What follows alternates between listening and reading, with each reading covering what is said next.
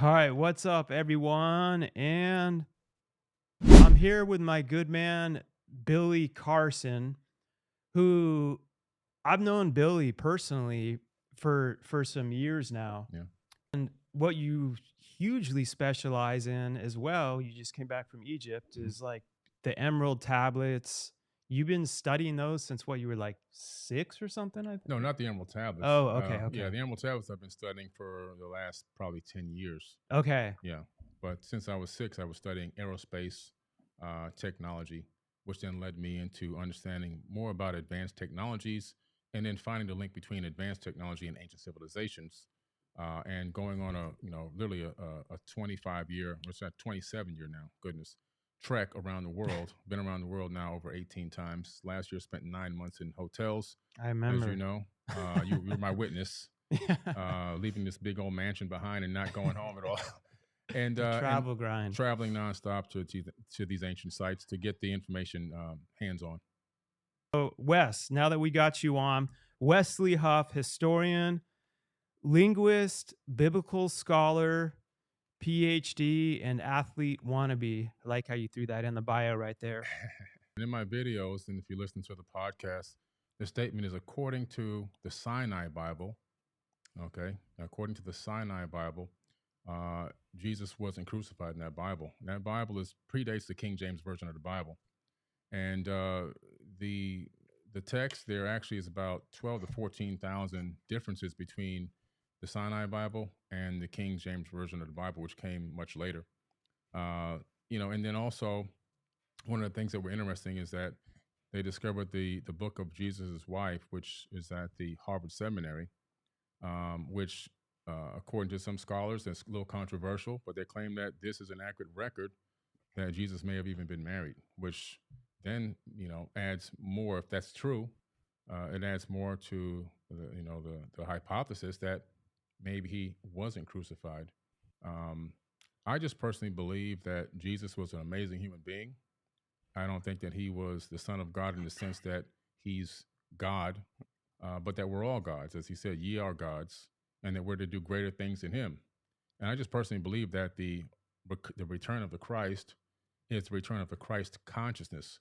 When we can all achieve a certain level of knowledge, wisdom, passion, understanding, empathy, love that He came to this planet with, and we get that in our mind and our conscience, and we can act on those incredible emotions and that understanding, that the whole world is going to transform instantaneously.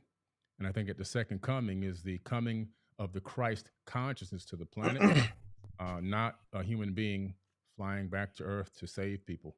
That's just my personal understanding of how I perceived it over many many years of going through this information and going through all this text.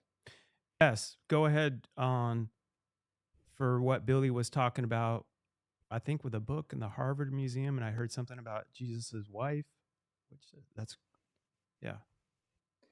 Yeah, well, first let me say I think it's really cool to uh, not just be in the room proverbially with you, Billy, but be able to interact with you. Because I wish I could be there in person. Unfortunately, Toronto, Canada, is a long way away from Florida. It's a little bit of a jaunt. But I really appreciate the fact that seem to have investigated to a certain degree some of these facts. Do you mind if I ask a clarifying question? Sure. When you say the Sinai Bible, what are you referring to specifically? It's the biblical text that was written. It made it into you can actually look it up on Amazon. It's a Bible called, I have a version at home.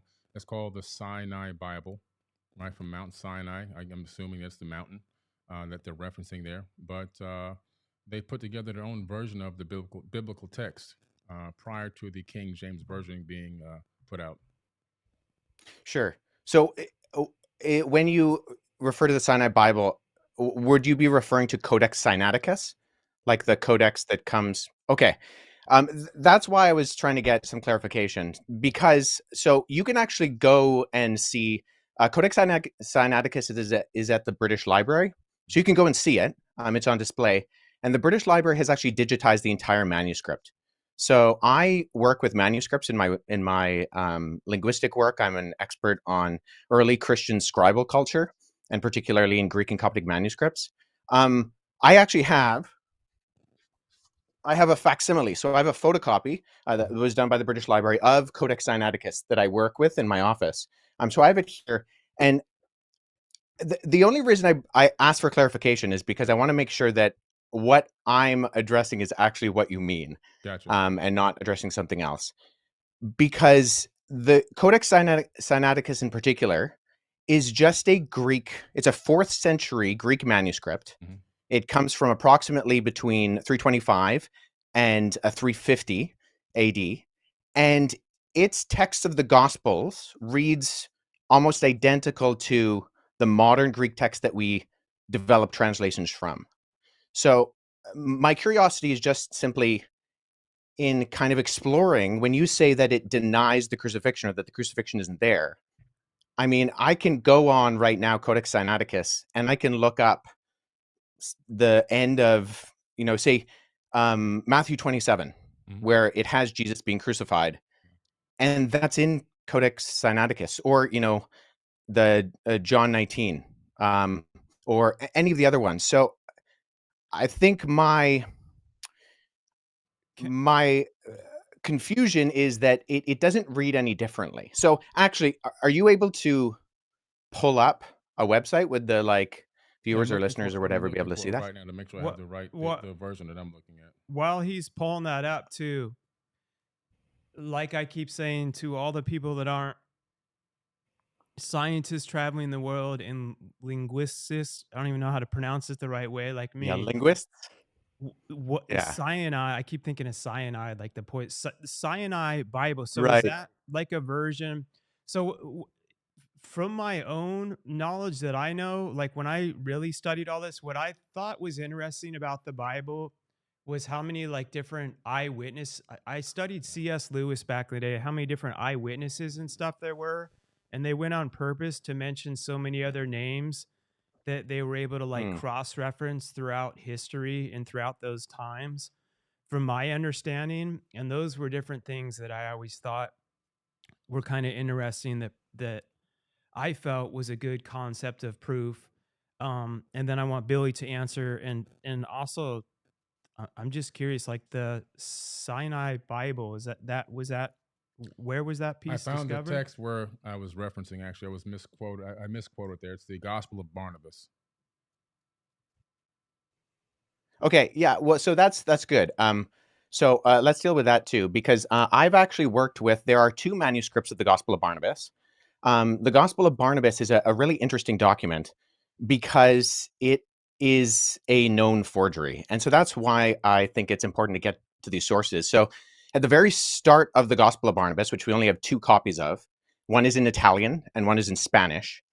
We see right off the bat that the Gospel of Barnabas, not to be confused with either the Epistle of Barnabas or the Acts of Barnabas, which are 2 apocryphal documents from the 2nd century, but the Gospel of Barnabas in particular, we know it's a forgery because it does things like in chapter 92, it says that Jesus spent 40 days on Mount Sinai, and then he came to the Jordan River and he walked to Jerusalem. But Mount Sinai is more than a week's journey away from Jerusalem, and neither Mount Sinai nor Jerusalem are close to the Jordan River. So never mind there not being a route from the Jordan River to around Mount Sinai or going to Jerusalem. But there are internal problems with the Gospel of Barnabas, which indicate that it shows no actual indication of evidence of coming from or even having knowledge of 1st century Jewish understanding. It actually says Jesus is the Christ, but not the Messiah, which indicates that whoever the author is, he didn't know that those were the same words. And I think a bigger problem is that the Gospel of Barnabas actually paraphrases Dante's Inferno, which was written in 1314. So there's a lot of internal evidences that disqualify the Gospel of Barnabas, never mind the fact that we don't have any evidence of it prior to the 14th century, and none in any other language other than Middle Age Italian Italian and Spanish. But the internal content of the Gospel of Barnabas disqualifies it from being ancient. And then the fact that it's doing things like paraphrasing Dante, or it also refers to a rule of the time of Jubilee, which was changed in the Middle Ages from what it was in the biblical year of Jubilee. and it goes with the Middle Ages concept, not the ancient concept. So I think what I'm getting at is, so I'm a historian. Yep. And I deal with sources. So when I'm looking at sources, I want to make sure that I have a methodology by which I approach any type of source. So if there is something that denies the crucifixion, I want to make sure that I'm analyzing it and that the methodology by which I analyze it actually reveals that the content can be accurately tied to the event. So if we're talking about, say, Codex Sinaiticus, that's in the 4th century. Now that is, I would agree with you, Billy, our oldest copy of the Bible in the sense of cover to cover, Genesis to Revelation copy of the Bible. Right. The problem is that we have individual copies of all 4 Gospels going back hundreds of years before Codex Sinaiticus. So I have a facsimile behind me of P66. This is a late 2nd century copy of the Gospel of John. I work with this particular manuscript. I can just show the screen right here. This is an almost complete copy of the Gospel of John. And it Is that the has the papyrus crucifixion. by any chance? Yeah, that so a word that I papyrus can't is just the what it's made out of. So material it's on. I got that from Yeah. ChatGPT, by the way. Yeah, Sorry, so guys. I'm just I trying can to sound actually- smart for a second. I have that papyrus at home. Oh, that's Yeah. Well, Yeah, Rob, so I'll show you this. So so the documents you actually see on my bookshelf behind me are facsimile papyri that I've made. So when I was in Egypt last summer, I went and I got made for me some papyrus sheets. And so I take these papyrus sheets, which are made from the papyrus plant. And then when I go and I look at actual manuscripts, so I was at the University of Philadelphia last summer, and I went and I saw a document called P1, which is a 3rd century fragment of the beginning of the Gospel of Matthew. And so what I did is I sat down with that original and I produced a facsimile. So I copied the text. First of all, I cut it out with an X-Acto knife in not the original 3rd century one on my papyrus. I cut out with an X-Acto knife this guy, and then I copied the text transcriptionally on the front and the back. So papyrus is just simply, it's what it's made out of. Yeah. And so there's categorizing systems, and the standard one is called the Gregory Alland categorizing system. And so sometimes you'll see when manuscripts are mentioned, they'll have a GA and then a number behind it. If it's made of papyrus, you simply abbreviate the word papyrus to P, and then you have the numbering system. So P66, what I showed you earlier, that's this on the categorizing system. It's the 66th manuscript that was put into the system. It's from the Gospel of John. I also have, P46 and P47 on my shelf, which includes all 4 Gospels and Acts from the 2nd and 3rd centuries. So the only hesitation I have with what you said, Billy, is that we have single copies of the Gospels that can be dated to the 2nd century that all do have the crucifixion. And so if we're relying on something like the Gospel of Barnabas, which is not just like, it's not that there's debate about it, it's that it's a known forgery. I mean, no one's referring to the Gospel of Barnabas as anything other than... If you say it's a known forgery and you're expert, I'm going to go with that. Let's talk about the Old Testament a little bit and leading up into the New Testament. Hold on, because do you mind if I address the Gospel of Jesus' wife? Sure, go ahead. What was her name? Yeah, I'm like trying to write notes like I know what I'm doing, but I'm just curious. So the Gospel of Jesus' wife doesn't actually mention. So oftentimes what happens is that the text of the Gospel of Jesus' wife is kind of paralleled with the Gospel of Philip, which mentions that that Jesus would kiss Mary Magdalene on the mouth.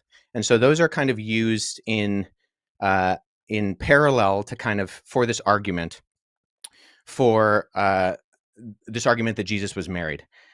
So the Gospel of Jesus' wife is in the Harvard Library. However, the reason we know it's also not legitimate is because even though the manuscript, the papyrus that it's on, was carbon dated to the 4th century, the text was actually copied from a PDF version of the Gospel of Thomas known as Grandin's Interlinear.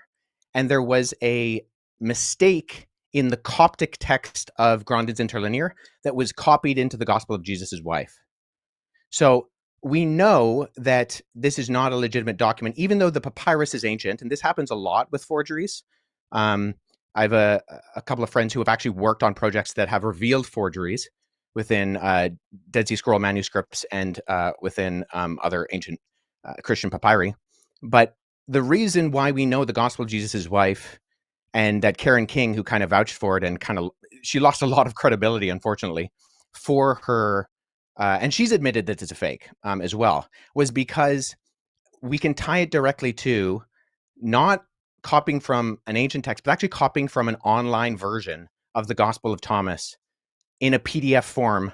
And the mistake on that PDF form was copied into the text that was borrowed in the phraseology of Jesus' wife. So I just point that out is, once again, with our sourcing, I think we need to make sure that we're going towards not just early sources, but actually credible sources. And unfortunately, neither the Gospel of Barnabas nor the Gospel of Jesus' wife are credible sources in terms of actually, and agreed upon by not just the vast majority of scholarship, but I don't know anybody in the field of papyrology, paleography, historiography, who actually refers to these documents as being legitimate. That's fair enough. I can respect that. So let's go into the Old Testament a little bit. Predominantly, from my research, I discovered that a lot of information from the Enuma Elish and the Seven Tablets of Creation is a lot of in Genesis, a lot of the creation story that comes into Genesis.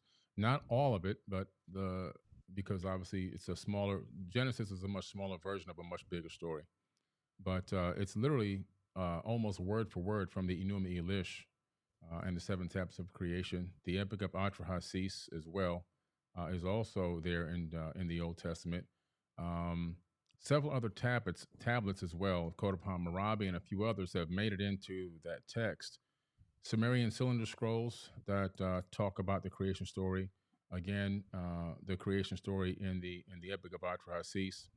And so we tend to see this copying of ancient tablets, text, and scriptures, even some papyruses, into the biblical text, meaning that my point here is that I think a lot of people are saying that this information was written in real time.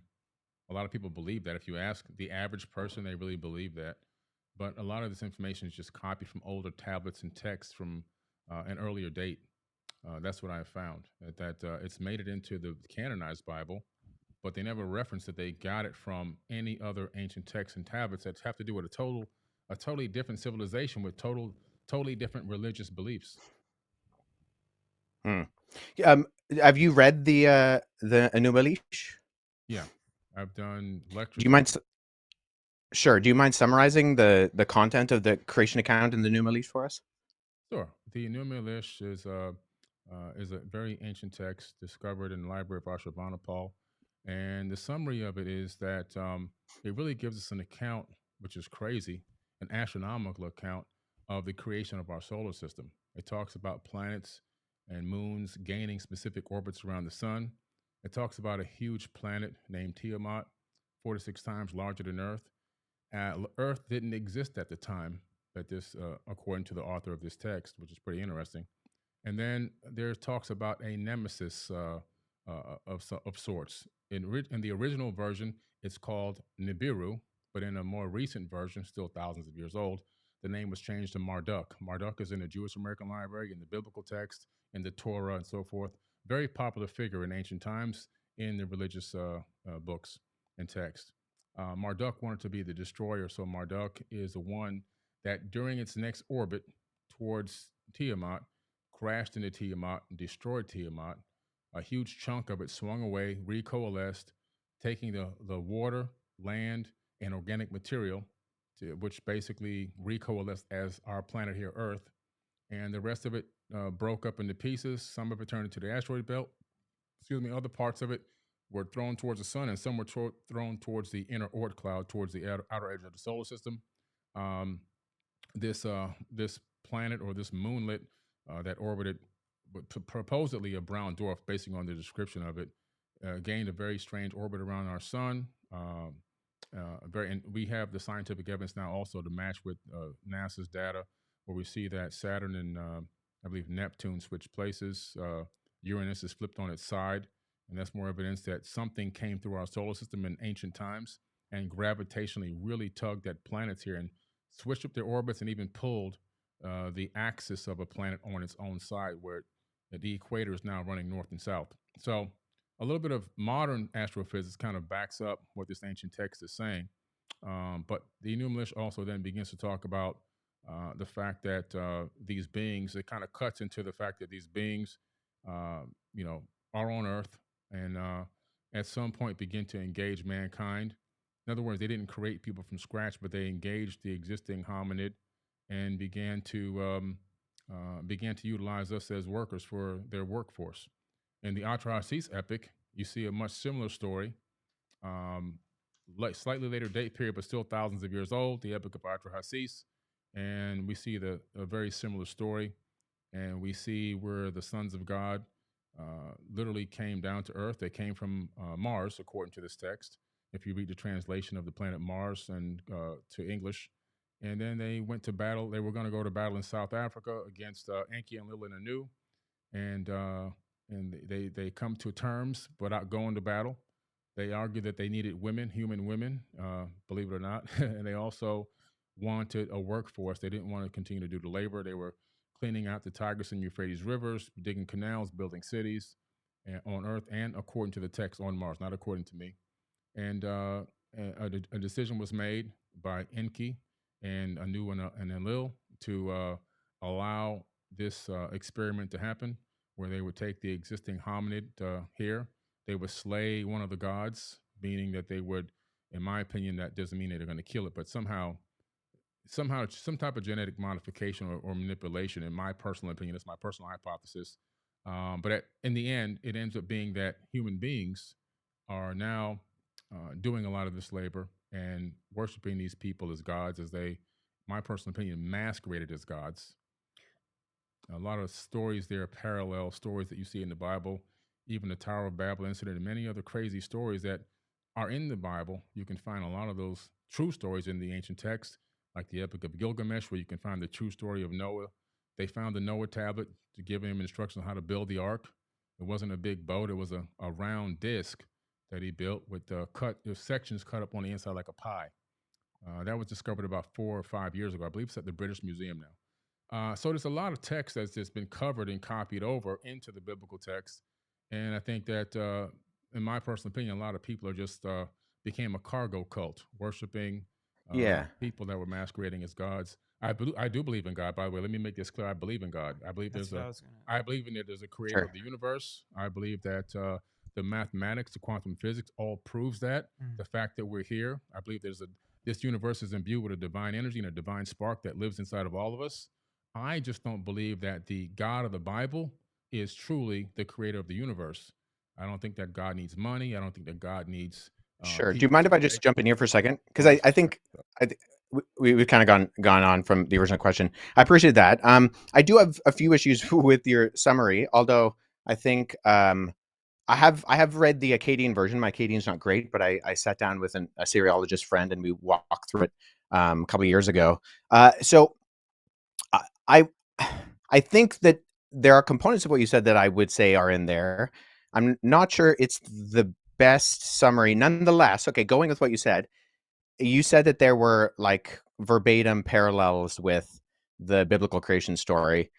Even just going off of what you said, which I think there are components of that I would agree with, the Battle of the Gods, the concept of Enki and the younger gods, and they fight Tiamat, and then Marduk, who swears he'll defeat Tiamat, and Kwenku, who kills Tiamat by shooting her with an arrow, and there's this big battle, and then the gods that die end up being the earth and the sky and even us, because we are the end result of that battle.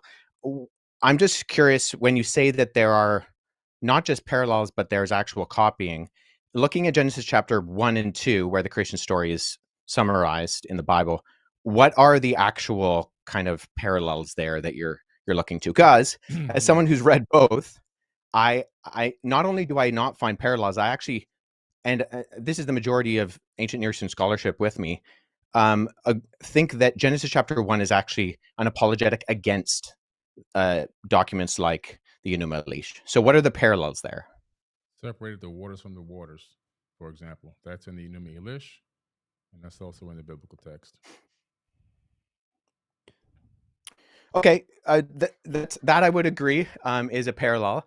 The only reason I highlight that is that if you're making this the argument, because if you brought it up, and I mean this with all due respect, there are superficial parallels. I would agree. You know, the separation of the water, the concept of the earth being formless and void. That's also in the Enuma Elish. However, I think all the other details, you know, it's the details that make the difference. And if we're looking at not the superficial crossovers, but the actual themes and concepts of what it's saying, you don't have a creation within 7 days. You don't. Bible's not going to take the Enuma Elish and put it into the biblical text. There are certain words that they utilize that let me know that they copied it from that text. Like, for So example, what words? separating the water from the waters, the void, the earth being void. That information is literally just copied over. So it tells you that somebody saw that and said, let me add it to this book right here. Or let me add it to this scripture or this papyrus, because it wasn't a book yet at that time. So was this text discovered that makes it parallel to Genesis? Was this like supposedly discovered prior to? I'm just curious. It wasn't discovered prior to the Bible, but it dates back long before the Bible was ever written. Yeah. Okay. So let me just say this. So the reason why I say it's actually an apologetic against that is because the purpose of the Enuma Elish, which the Babylonians read every Babylonian New Year, was to point out the fact that the deities, and there's countless deities in the Babylonian pantheon, they actually come from the created order. So they're not outside of time and space. They actually come from the created order. And when they die in this battle, right, when Tiamat is defeated, the defeated gods become the earth and the sky and the plants and even you and me. And in that sense, the theme is that you don't actually have any purpose or end result, and you're not created in the image of God. In fact, in the ancient Babylonian system, only the kings were created in the image of God. And what we see that is counter to that is that even, sure, there's superficial, you know, divided the waters, but we find that in almost every society and culture. That's not a parallel as much as it's just a generality. I would say what we see within the biblical account is that God purposefully creates. There's only one God. He purposefully creates, and then he creates, and it's good. And it continues to say it's good 7 times. And then at the end of chapter 1, just for, you know, the thick people in the original audience, it says, and then it was very good. And then he creates humanity, not kings, but simply the humans that he creates in God's image. And they have purpose and meaning, and that instills them with this creation order. And that's not what we find in the Enuma Elish. In fact, we find the opposite in the Enuma Elish, is that the created order is not good. It's a mistake, and that you are not created in the image of God. And there's a reminder that regular people are not created in the image of God. So linguistically, I mean, Hebrew does have Semitic ties with Akkadian. Doesn't with Sumerian. Sumerian is a language isolate, a glutenizing language. But I would say, just with all due respect, the parallels linguistically are not there. There might be superficial kind of concepts that are there, but they're so superficial that we can find them in everything. In the sense of, I'm in my office studio, you're in your office studio. That doesn't mean that, you know, that we're the same people or we're even in the same place. Does that make sense? Yeah, but I don't agree with that. I just see, if I have all these texts out, there's a lot of different information that you can see. There's a lot of it's been copied word for word into the biblical text. But what's the word for word? In your version of what you believe in, you keep saying that God's a he. Yep. And so where do you get that from? Well, throughout both the Hebrew Old Testament and the Greek New Testament, you have the masculine singular pronoun used for God. And why is God a man?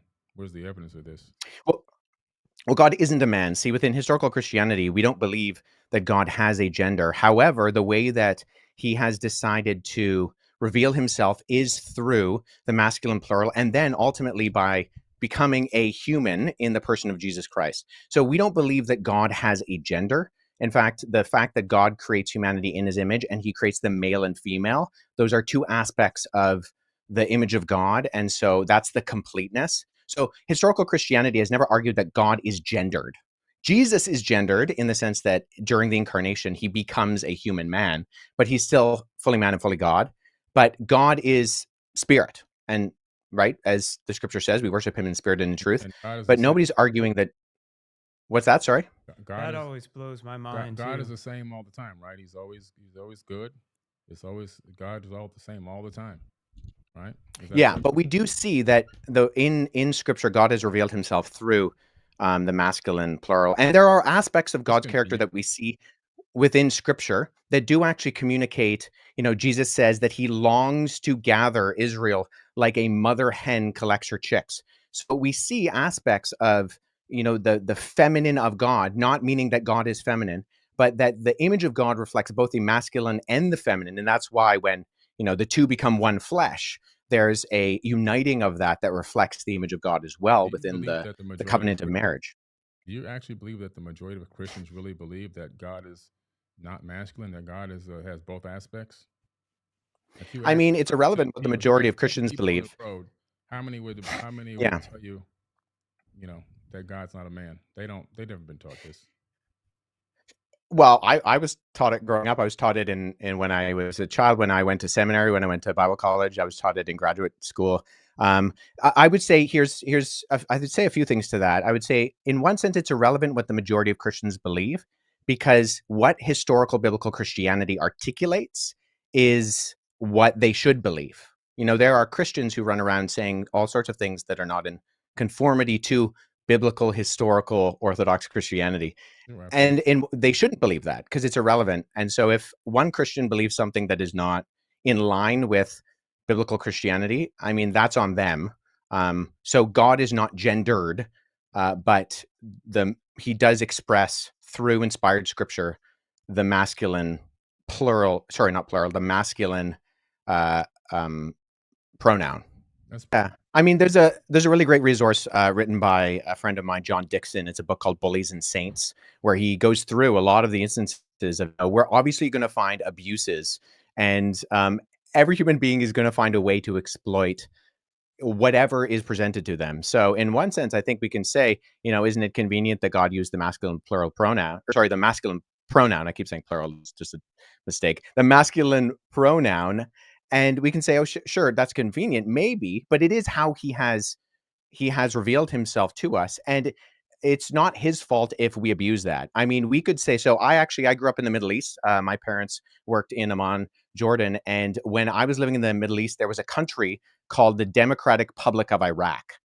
Now, just because democracy exists and people are going to name things democratic when they obviously aren't, doesn't mean we then judge democracy. I mean, think of the Democratic Republic of North Korea, right? Nobody thinks that that's an actual representation of democracy. So people are always going to abuse terms and ideas and concepts.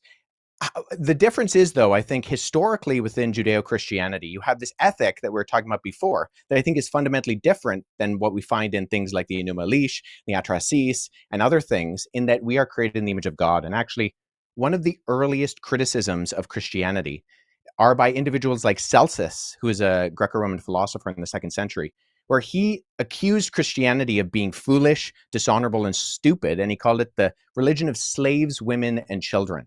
Why? Not because God used the masculine pronoun for himself and people were abusing that, because the concept that Christians believed in of everybody, no matter what your gender, your race, your social standing, Paul says in Christ there is no slave nor free, there is no Jew nor Gentile, there is no Scythian or barbarian, there's no male nor female. These things united people. And we can see there's a historian named Rodney Stark. And in his book, The Rise of Christianity, he actually says that you can track empirically the agency of women across the ancient world by the movement of Christianity. So that, in other words, whenever an area became populated by Christians, we see a direct correlation with the privileges and treatments of women that expand in time when the surrounding culture largely didn't view women as being fully human.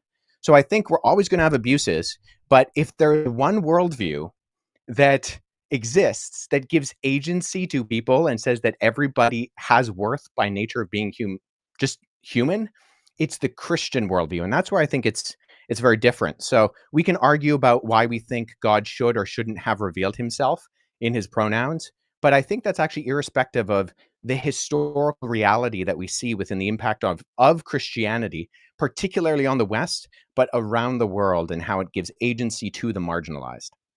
Now I'm just really curious, like as you went on your journey as being like a historian studying biblical text and then being raised, of the church, did you take it? I don't want to put what, because I have no, did you take it upon like whatever I continue to discover, I'm going to have to accept, like say something you did find when you were in Egypt revealed differently than what you were taught.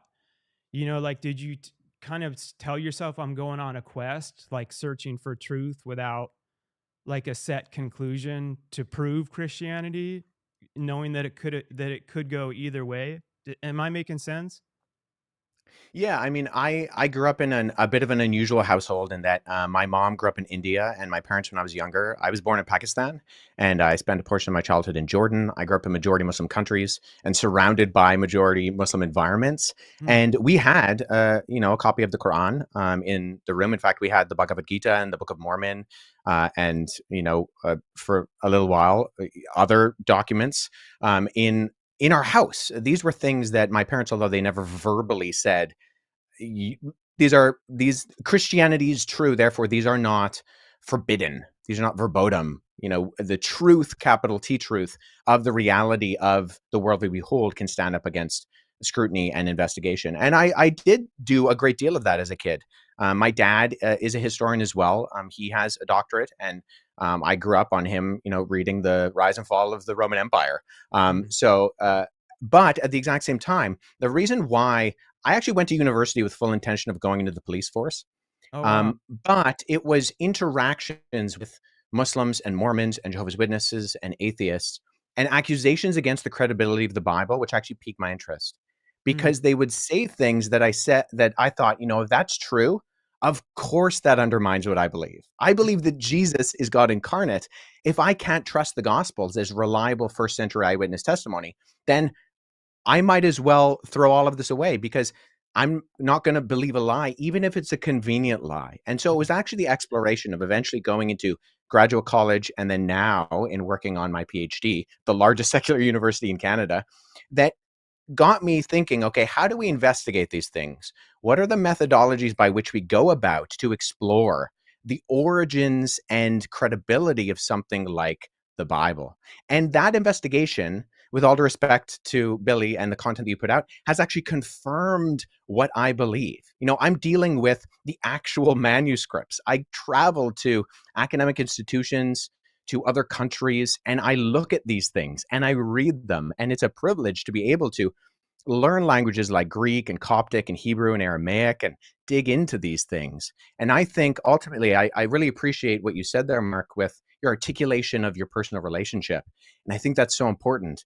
But I think it's also important to remember that that relationship is based on something that's real and verifiable. And we can look into the evidence. I have friends who are linguists, philologists, and historians. And when we look into these things and we talk with one another and we're constantly trying to falsify our theories, because that's what good history does. We're looking for the falsification.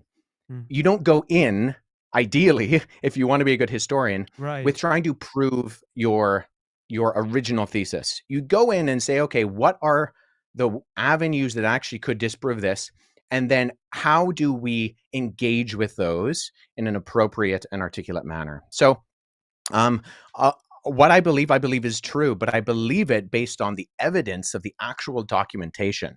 I've read a lot of the literature that you're talking about, Billy, the Numa Elish, the Atrahasis, the Bhagavad Gita, the Epic of Gilgamesh, and I've read some of them in their original languages because I've tried to be a good historian and go back into the primary sources. Or if I can't, engage with people like my friends who are Assyriologists, who are philologists and try to not just go off of a translation, but the original. And I think I've found largely the opposite of the conclusions that you have made, Billy. And I know that you are very passionate about what you talk about, and I respect that. I just think that the confidence might not actually be backed up by the reality of the evidence. So when we're looking at something like the Sinai Bible, when we're looking at something like the Gospel of Barnabas, when we're looking at something like the Gospel of Jesus' wife, these are things that actually have provenance that we can verify. And ultimately, I think the answers to the questions of the legitimacy or the illegitimacy of those things point to not just a different conclusion, but actually the opposite conclusion, and that Christianity is true. Well, now I'm glad you said that. So those three topics are a very small piece of my concept and idea of what really happened in the ancient past. So that's a very small fraction. That's less than 1/10%. You talk about eyewitness accounts convinced you that Uh-huh. Christianity is real. There's been eyewitness accounts of every culture that I've visited around this entire planet, and their eyewitness accounts of what they experienced is 100,000% opposite of what's in the Bible. People have, Based on what do you mean? Can you give me an example? the Dogon tribe, for example, in Mali, Africa. They experienced a culture that they claim came to this planet from Sirius B. They have the evidence that they knew these beings were from Sirius B because they have the instruments that show the orbit of a trinary star system that we couldn't discover until the 1970s with our modern technology. Okay. They understood not only the orbital pattern of Sirius A, B, and C, but even that B was a failed star, which you can't see it from Earth with the naked eye. They knew that it was a white dwarf.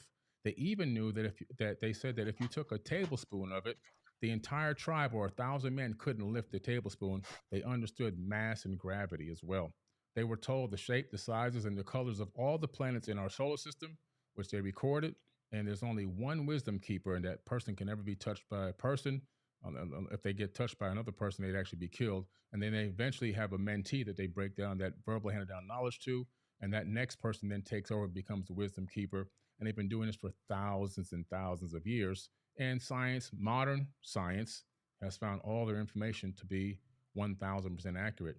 Then you have the Hopi tribe of the Americas, indigenous tribes, Hopi tribe, Lakota tribe, also having engagements with these quote unquote star brothers, even having an account of them being taken underground, which you don't see just only in America.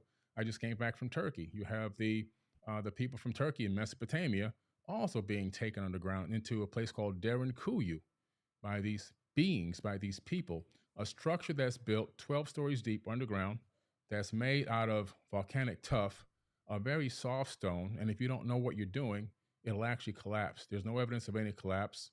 And it was thousands of years old. It was reused many times. So the mainstream story about what it was used for to hide from Romans is actually false. This place is ancient. And in order to build it, you actually have to have foreknowledge of how to construct this type of an underground civilization that can hold 20 to 30,000 people, places for livestock, places for worship, with no sign of collapse. Then you have to have hundreds of ventilation shafts. And I've been down there. Those ventilation shafts cut through solid rock all the way down to the core. And there's even more. It links to other underground cities that are miles and miles away. As you get to the very base of this area, you can cut through and go to another location. But again, these people were taken under. Also, then you have the ancient Egyptians. Similar story. Major catastrophe comes. These people come and take them underground. Then you have the information in the Egyptian book of Going Forth by Day. More accounts by people, our ancestors, that have accounts that do not match up with the biblical text. And so all of a sudden we're saying that all these cultures, the Aboriginal people, I can go into them as well. I've gone Sure, to sure. walkabouts Do you mind? in Outback, in the Outback, Yeah. and the Aboriginal elders, same thing. They were seated here by Pleiadians. This is their verbal handed down history for thousands of years. And I can go around the world and I can come up with all this information from all these eyewitness accounts from people that should be respected, dignified, and shouldn't be scoffed. And that we're now saying that all this information that they put forward, all their verbal handed down history, all their written history, that's got to go to the side because this one text is 1,000% accurate. Sure, but so my question is, most of that is oral history, correct? Oh, it's all oral history, even the Bible. Okay, so when we're engaging with oral history, what methodologies are you using to confirm that the orality is accurate? Oh man. Well, first and foremost, some of these texts are some of these cultures have written down information in caves. You've got cave paintings. The Dogon tribe actually have not only written down Sure, sure. in No, caves, I don't disagree with that. The but they question is one have of the tools historic. to show the. Sorry, I didn't mean to interrupt you there. The question is one of methodological analysis. So you have to have a method by which you can find either that something is falsifiable or that there are avenues by which you can show internal and external accuracy of credibility. So this is what we do with documents. This is what we do with the ancient gospels. This is what I do. I've worked on Xenophon and Plutarch, and we look at the internal evidences and the external multivalent corroboration to try to figure out, okay, yes, we have all these stories. Great. I don't deny that. But as a historian, as someone who's trying to figure out what is accurate, how do you if I use the term verisimilitude, do you know what that term means? No, but I can tell you this. Tell me how the Dogon tribe saw Sirius B, knew the orbit of Sirius B, a trinary star system, accurately, and can show you the orbit with a special tool that they made that was given to them by these people. How do they know the shapes, the sizes, the colors, and the orbital pattern of all these planets in our solar system and other star alignments that they would use to have something called the Ziggy and planet and their own harvesting and planting and so forth and so on? That's not enough So evidence, I'm though, that there's something well, in the. yeah, I'm not aware of that particular case. And even I mean, I would grant that the ancient people are far more technological advanced than we give themselves credit for. Just because they're ancient doesn't mean they're stupid. I am well aware, as someone who has done both investigation of the past and done archaeological analysis, that is a reality. My question is simply, okay, you have these stories or you have these accounts. You're referring to them as eyewitness testimony. How are you going about verifying that as that? Well, if the people had eyewitness testimony about Jesus, they then just wrote down their eyewitness testimony on a piece of paper or parchment paper or papyrus. So these Right. people, So that's where some of internal it's oral, some methodological of it's oral, some analysis. of it's actually written down. So I mean, it's the same exact thing. There's really no difference. Well, no. So you do internal investigations to figure out when something was dated. So something like so when I use that term verisimilitude before, that's something we as historians are looking for. It's a term that simply means the appearance or likelihood of truthfulness. So when you do historical analysis, it's an inference to the best explanation. So you have proof and you have data, and you're extrapolating that data on levels of probability. So some things can be confirmed as high probabilistically true, and other things are lower in their probability that they happened. But there are different methodologies, different ways that you explore historically how that happens. Well, So for the Gospels, you look that at was with the Dogon tribe. Scientists went there to visit the tribe, and they still have no answers because they used their modern science. They took the best scholars to visit these people, and they're still scratching their heads. Something happened there sure, that and doesn't. I'm not even denying that No, necessarily, but the question is, okay, we need different levels of evidence and exploration, not just scientifically but historically, to derive something as eyewitness testimony. Now we have mountains of that, and I'm more than willing to go into some of that with the Gospels as early eyewitness testimony that can be verified externally and internally. But nonetheless, the only reason I ask, Billy, is because I've listened to a fair amount of your content, and I'm unaware of the methods that you use to try to discern between what is an accurate source historiographically and an inaccurate source historiographically. well, Does that make sense?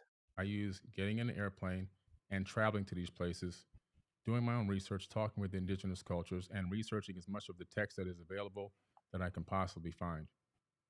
Okay. I'm So I looking. don't dispute that. And I do believe you have done that. But I mean, even from what we've talked about, so you've researched the text, but when we talked about the crucifixion, everything you cited was either, and I mean with all due respect, false in terms of the Sinai Bible, because Codex Sinaiticus is just a fourth century Greek manuscript of the Gospels that we have today, or they were verified forgeries in terms of Yeah, the but Gospel of Jesus' wife you and the might be Gospel of right. Barnabas. You may be right on that particular part of the topic. But like I said, that's less than 0.1% of the information that I hold. Sure, but that was the original question. So yeah. So that's what I'm saying. I'm saying, okay, well, so I'm going off of what we've already talked about. So you said you explore the text. I don't deny that. But the evidence, by going off of what you have put forward in terms of the actual documentary evidence, is not just less than convincing in my respect. And I mean this with respect, because I think you have done a lot of research. You've traveled to these places. I have too. Like, this is what I do as my career. But I'm not really getting indication, because in history, we go to the primary sources in their primary languages. And when Mark asked, okay, why do you deny the crucifixion? The sources you used were not primary. Okay, we're still talking about the same thing over and over again. There's so much more we can talk about here. We're wasting a lot of time. There's so much more. That's this amount.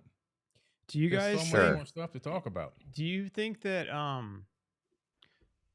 all these different cultures and stuff describing these other beings, could those have been, I'm not an expert theologian or whatever, but like where it talks about war, I always want to personally ask you this too, where in the Bible it talks about like wars between the demons and the angels. There's a lot of crazy stuff in the Bible too, that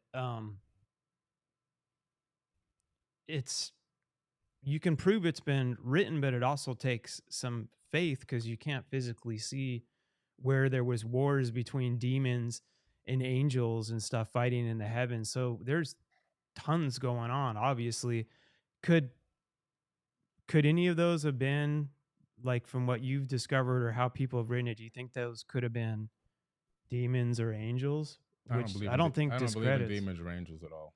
You don't believe in them at all? Nah, I don't believe in demons and angels.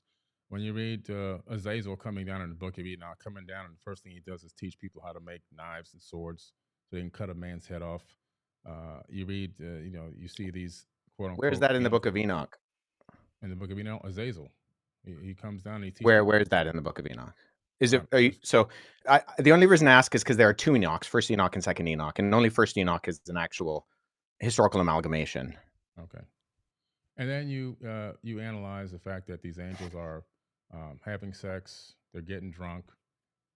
These are just people. Whoa. Where are angels getting drunk? Angels party, they go, they hang out with people, they go to war with people, they put on their outfits and go to war with people. Where are they getting drunk though? They get married, okay? Whatever that means. But they're having. They don't get married. Okay. Not in married. fact, Scripture says that angels can't get like married. Merry Christmas. Not married. Mary, Merry,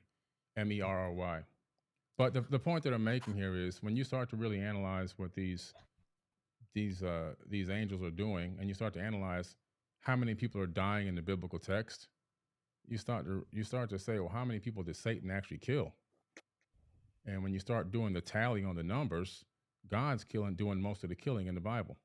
It's not the devil that's doing all the killing. And then God says in Isaiah, I created the good and I created the evil. Do what I say at the Lord. So he's saying that he's doing the good and the evil. That's what he's saying. Yeah. Now, my personal opinion on this whole thing, I just let me get this out because we keep going over the same rhetoric over and over again. My personal opinion is that the biblical text is a good book. Like I've said, I've got videos. My number one video on Twitter has me saying this. It's good text because if you actually apply some of the information that's in the Bible, you can get a good result, like you have done, Mark. Right. I struggle with no, I want you to finish your thought. Go ahead. Yeah. So because you can get a good result, but there's a lot of misinformation in the Bible. There's a lot of false information that's copied from ancient text. And if you go by that text, all of a sudden you end up with 400 years of slavery. You end up with abuse. You end up with divide and conquer tactics that separate people. You end up with people thinking that they're the chosen ones and they're the chosen people. And we've been promised this promised land so we can eradicate another race of people because this is our land, because God promised it to us. You have people that want to go on the papal inquisitions and torture and kill and murder over 80 million people. You have the American Holocaust, 111 million indigenous natives slayed. You have all this going on because of this text, which is set up so contradictory throughout its path across time. you get into the New Testament, slavery is still being condoned in the New Testament.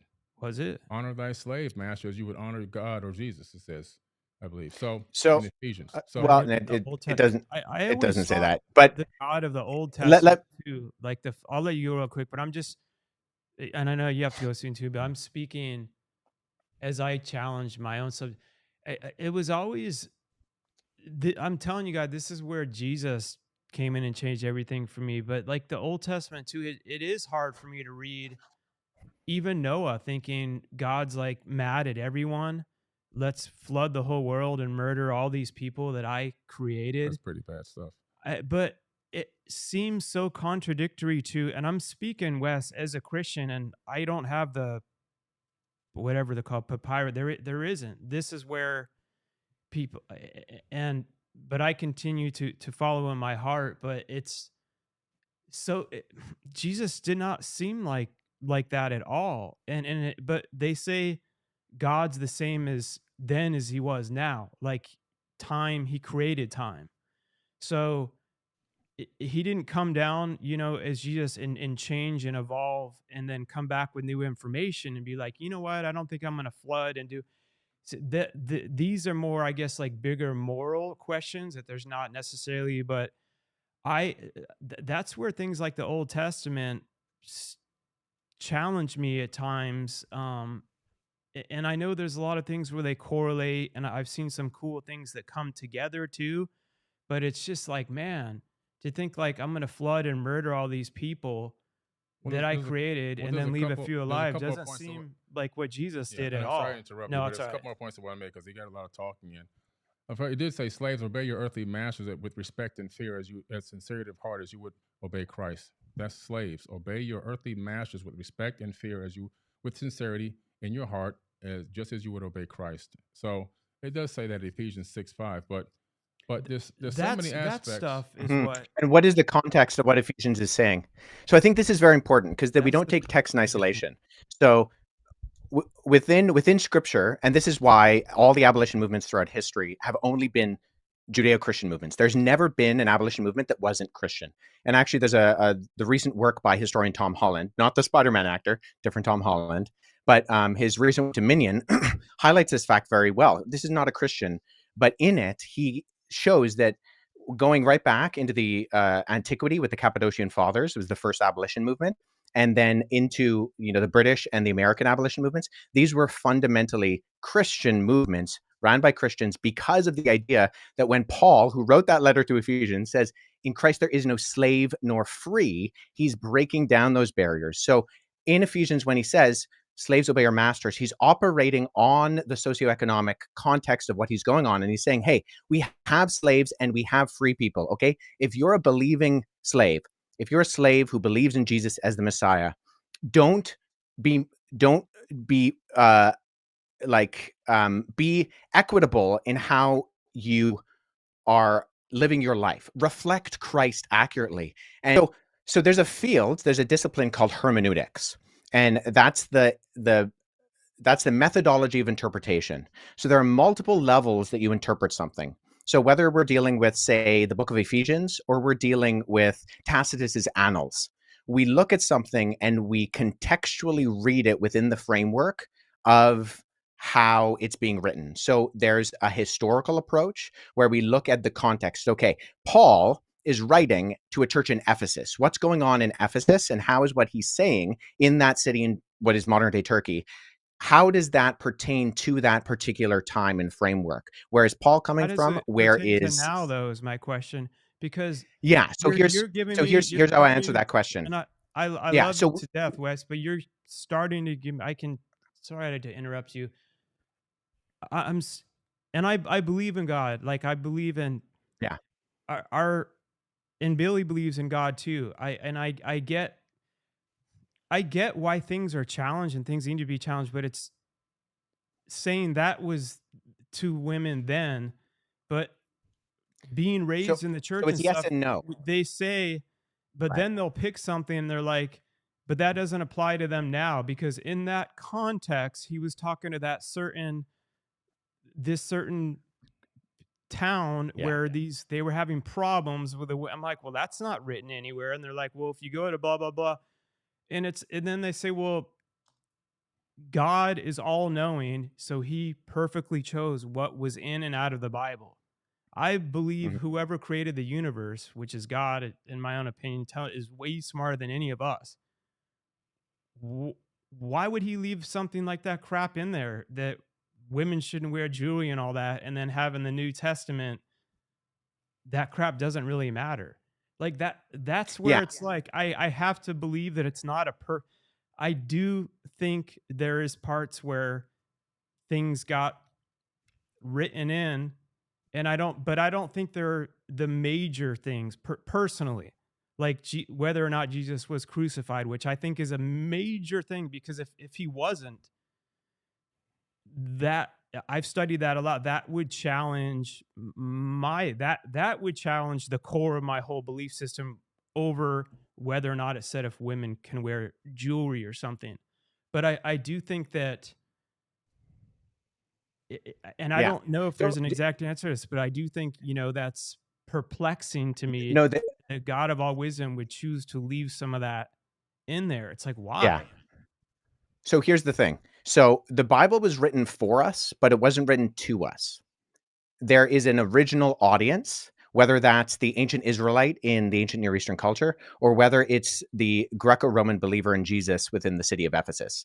So as historians, and I mean, most of the books on this end of my shelf are what are referred to as commentaries, Sorry, I where got to cut you off theologians and again. Wouldn't God historians. be smart enough to know I'm not just going to write to this demographic of this civilization now, knowing I'm a God who created the whole world, and people are still going to be studying this thousands of years Yeah. later? That's what I was going to say, but I didn't want to cut it off. Yes. So I'm sorry. No. So By the way, here's how I would I'm the answer that, worst Mark. interrupter ever, and it's more of my ADD type thing of like, I get a thought and I got to get it out, or else I freaking forget it. So I'm sorry about interrupting. Thanks for throwing me under the bus for that. Yeah. So how I would answer that is I would say this. So you do have examples of where Paul is writing, and he's writing to a particular group. And so we look at, okay, what does it mean for a woman to wear and adorn themselves with gold in a first century Greco-Roman context, right? It has to do with the fact that prostitutes would wear those things. So we need to ask the question, what is the intention of the text? But So sorry, yes, I got to we ask can you again, take the though. meaning. But how do you interpret that's what I've been, the reason I'm interrupting you is I've heard this. I've been there, done that. Yes. I respect the crap out of you for how deep you go into studying the ancient texts and stuff, which is so Yeah. important for the real root of it all. But they've told me that same thing, and I'm like, but why doesn't it just say that he was speaking to the women and stuff that were prostitutes of that time? Like, where does No, that he's not correlate? speaking to prostitutes. He's talking about purity, and he's talking in the context of when he says, don't adorn yourself with jewelry. The original audience, and we can explore this But by do you the just historical realize how dumb analysis. that sounds? Saying the original audience, then later on saying, but now it's okay for this audience because these women and stuff. No, because it's the I'm just point that saying, he's like, making. I get why It's people, like, if we're gonna, we got to be open minded. We're punching holes in other stuff to punch holes in our own, and even if it's agreeing, like, don't you think that's a little? I get what you're saying. Like, if prostitutes at that right now, if prostitutes all wear a red band around their neck, and Right. that signals what all prostitutes are, and it's like, a don't lot of wear that. prostitutes have tattoos, and a lot of women who aren't prostitutes have tattoos. Right. I don't think it's this black and white that only the prostitute, and also you're only talking about in one little town. So my bigger question would be to God, well in Greco-Roman like, antiquity. why did you put that Yeah. in the So Bible? we That just take confuses everyone, though, because God didn't put all that- these God other didn't- civilizations are going I to be think reading that. we have something we keep saying here. God didn't put that in the Bible. Men put this stuff in the Bible. And I think that was some of the old, I'm telling you, Billy, it's for me, I think he'll get back. If it wasn't for Jesus, sorry, we got you back on, Wes. Yeah. I Let me understand what assign you're you. saying, Mark, but what I'm saying is I think we're missing a big point here. The point that I'm trying to make here is that the Bible is written by people, men who are extremely flawed. And the evidence of that is what they did, what they took the information that's in that biblical text and what they did with it globally to other human beings, and how they even wrote about it in the Bible, how they enslaved and tortured people in the biblical text. So in that case, even in the book of Deuteronomy, which is one of the most brutal books out there, where everything is given okay to rape women, kill children. If one person talks against your Lord, go to that town and kill the whole town, burn Yeah, the he town was down. so It's brutal in the just too Old much. Like I Testament, said, or turns people into salt and stuff. the killing in the Bible is not being done by Satan. That's why I'm saying I don't care I don't believe in demons and all this other kind of stuff. Moses goes to the top. He talks to God. He gets his tablet. The first commandments are, "Thou shalt not kill." He comes down. As soon as he sees the people making a golden calf, he kills most of them. It's just like, come No, on. It's just ridiculous. and I've learned with some of these stories how it correlated with kill your first son, related to then what happened with Jesus. But I'm still like, in my head, they're like, that's so beautiful. He was willing to sacrifice his son as God would. And I'm like, I don't believe that's that's so beautiful. mean that God, I don't believe it's beautiful. like, You have to Jesus understand. changed my whole story. No, when I'm in heaven, and I don't believe God is irrational, because would be smarter than every one of us to be able to literally create everything. I would be like, God, I don't like, why would you tell that dude to kill his son? I don't see any benefit in killing Like, your own kid. And then I think right at the last second, he's like, no, it's cool. I was just testing your faith in me. It's like, that seems psychologically, to me, when God's like, kill your own son, but then at the last minute, it's sadistic. Don't do it. That's oh man, Abraham. you proved your faith to me. I Talking would be about like, Abraham. God, isn't there like I don't feel like you need to do that to a person. I don't think that's such a beautiful story. And I'm talking as a Christian. There's a lot of things with the Old Testament I struggle with, but it doesn't change my overarching beliefs. And I think there is things that are written in, maybe misinterpreted, that aren't as important as the bigger things, like the crucifixion and stuff of Jesus. Like, I'm hoping to God that your methodology of proving that is right compared to Billy's in that specific scenario. But in some of these other things, like, I almost rather them be disproved that God killed his that God and I've heard a lot of these different answers and stuff, and I know God gave us free will, and I understand all that too, but it's just like the God of the Old Testament and Jesus, it's hard to believe that they're the same person. Yeah, sorry, I cut out quite a bit there, and so I think I missed a large portion, so I apologize for that. Wes, and I'm just, I might get to say a lot of stuff that I want to say. Go ahead. Yeah, so let me just say this. So the most quoted verse of the Bible in the Bible is a version of Exodus 34:6, which fundamentally describes who God is, that he's compassionate and loving, full of grace and mercy, and abounding in steadfast love. And so, in fact, if you read the book of Jonah, the beef that Jonah has with God, the reason why he doesn't want to go to Nineveh, is because he believes that God is so loving that if he tells the Ninevites to repent and they repent, God is going to forgive them. So fundamentally, we have the picture of God consistently throughout the Bible, both in the Old and New Testaments, as being a God who is rich in love and mercy and abounding in steadfast kindness. And so we want a God who is just. And just to speak very briefly to the slavery issue, I mean, Leviticus 25 condemns by death the man stealing. So stealing someone and selling them into slavery. And the fact that the 10 Commandments are prefaced with, you are a nation who was slaves. You know, I'm the God of Israel who brought you out of Egypt. So there's a fundamental difference, and there's lots of literature on this. I would encourage people to read my friend Paul Copan's book, Is God a Moral Monster? He's written some excellent stuff. He's also written on Did God Command Genocide in the Old Testament? He's a leading expert in the field of a comparative analysis of ancient Near Eastern war literature. And so there are very coherent explanations for these things, and that slavery within ancient Israel was very, very different from what slavery around the ancient Near East was And on top of that, once again, when abolition movements happen, what's that? Sorry, Billy? I said slavery continued on throughout the Bible with no problems. But it was always undergirded by the fact that this was not the ideal, that this was something that should not be done. And even slavery within ancient Israel was fundamentally different than slavery around the ancient Near East. This is not a contested fact. You can look at the scholarship of individuals like Wright, who's written extensively on this. He's an ancient Near Eastern ethicist, and there's vast difference between the law codes in Leviticus, Deuteronomy, and Numbers, and something like the Code of Hammurabi, which puts people on a tier system and gives different punishments depending on where they are within society. That's not true in ancient Israel. If you were a king and you stole somebody and you sold them into slavery, they would punish you by death. But you steal somebody else's slave. You can't steal somebody else's slave. That's not a good thing to do, right? The point that I'm making here, I got to say something before I get out of here, is the Bible is full of contradictions.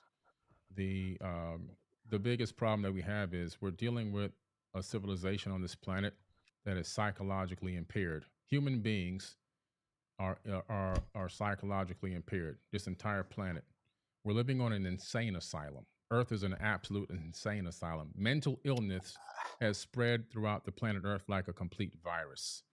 And when you take a text like the biblical text, knowing that human beings globally are mentally ill, this entire planet is a mental insane asylum, and I'm talking everyone, all 8 billion whatever number of people we have now are all mentally ill. And what I mean is there's different levels of mentally ill. We all have trauma that we're not dealing with. We all have internal issues. We all have situations that shadow work that needs to be done. And some people are at higher levels of mental illness than others. Most of us are functional mental illness people. But when you take a look at the biblical text and you start going through this information, and it's the way that it's laid out, it becomes a proponent of more divide and conquer tactics. It becomes a proponent of racism. It becomes a proponent of slavery. It becomes a proponent of all these things that are dark and ill, including murder and killing in the name of God, which has been done how many millions of times. So my thing about the biblical text is it actually authored by the creator of the universe, or is it authored by the dark forces of, maybe, if this Satan is real, Satan himself? And the reason why I say that is because all-knowing, all-loving God, omnipotent and omniscient, that is creating not only this universe, probably most likely multiple universes, because a creator never stops creating, especially with infinite power, is now at some point going to author a text that is going to allow human beings to misinterpret it and take it in his name and begin to slay people, torture people, and enslave people worldwide, to claim that you're chosen ones, to set up a state of chosen people, and then to even claim that you have chosen land, and to torture and kill even more people, women and children, in modern times, still going on to this very day. To me, that doesn't seem like a very intelligent being, especially a being that knows the beginning and the end. So if you know the beginning and the end, you have a certain level of foreknowledge. You have advanced knowledge that goes beyond. You know what's the ending before the end even occurs. So you set up everything for success. Why? Because a genius solves problems before they happen. And I'm going to drop the mic on that. With some of that too, I think came back on. Yeah. I gotta get to this meeting. Yeah, there's old stuff that it's hard to comprehend, but the thing that continued to change my life was Jesus, and the core of it was love conquers all things. I can't miss it. So yeah. Keep going. All right, we can do a follow up. I really appreciate it, Billy. Thanks so much for interacting.